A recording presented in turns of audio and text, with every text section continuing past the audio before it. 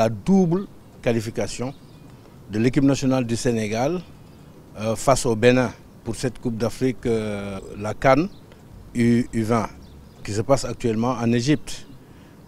Dans la mesure où, avec cette victoire étriquée, le Sénégal arrive à se qualifier pour la Coupe du Monde en Indonésie, en mai-juin, hein, ce qui fait suite également aux autres qualifications, ce qui montre la régularité du Sénégal, hein, dans cette compétition U20, parce que 2015, 2017, 2019, on était qualifiés et on fait un remake en 2023. Ça, je pense que c'est important pour que nos jeunes puissent en tout cas être permanents pour les compétitions majeures. En outre également, cette qualification nous permet de nous assurer une place en demi-finale, hein, pour cette CAN U20 organisée en Égypte. Cependant, sur le match, il y a beaucoup de choses à redire parce que c'était un match très difficile contre une belle équipe béninoise qui a dominé même à un certain moment et que le Sénégal a déjoué habituellement par rapport au match de poule.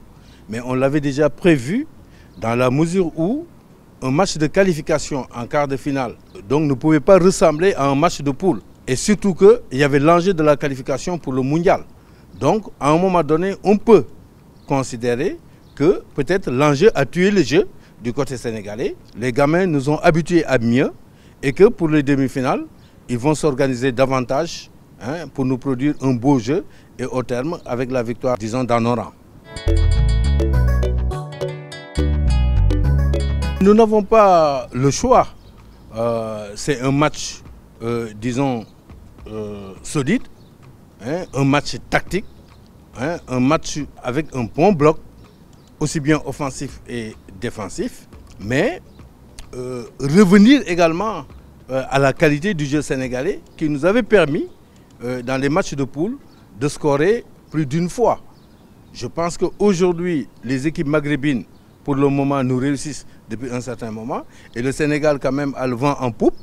Je pense que nous avons une équipe qui doit aller jusqu'au bout. C'est la raison pour laquelle nous devons nous imposer, mais en jouant un jeu encore plus attractif et un jeu également qui va nous projeter vers la victoire. Ce ne sera pas facile, d'autant plus que l'équipe tunisienne, effectivement, a eu à faire plus de 120 minutes lors des quarts de finale. Donc, nous avons eu un jour de plus dans la récupération et l'équipe adverse a en plus 120 minutes dans les jambes. Je pense que si nous mettons la pression sur cette équipe-là, au bout du compte, on peut obtenir ce que nous voulons, mais en revenant sur le jeu habituel des jeunes Sénégalais. Nous avons la chance devant cette équipe tunisienne qui prend des buts quand même parce qu'en quart de finale, ils en ont pris 3, alors que nous, notre défense jusqu'à présent ne concède pas de buts.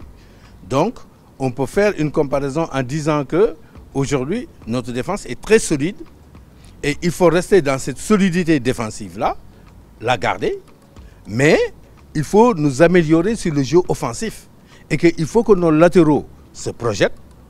Il faudrait également que dans ce jeu-là, où Malik est en 4-2-3-1 en phase défensive, et dans le jeu offensif, il est souvent en 4-3-3, mais avec également un 9 pilier qui fait marquer les milieux de terrain. Je pense qu'il nous faut utiliser les couloirs ou bien même les combinaisons axiales pour aller marquer les buts, mais éviter les jeux de duel. On s'est qualifié pour la Coupe du Monde, mais il faut une qualification pour cette finale de la Coupe d'Afrique. C'est à notre portée, mais avec un jeu également convaincant où nous aurons un ascendant sur le jeu offensif.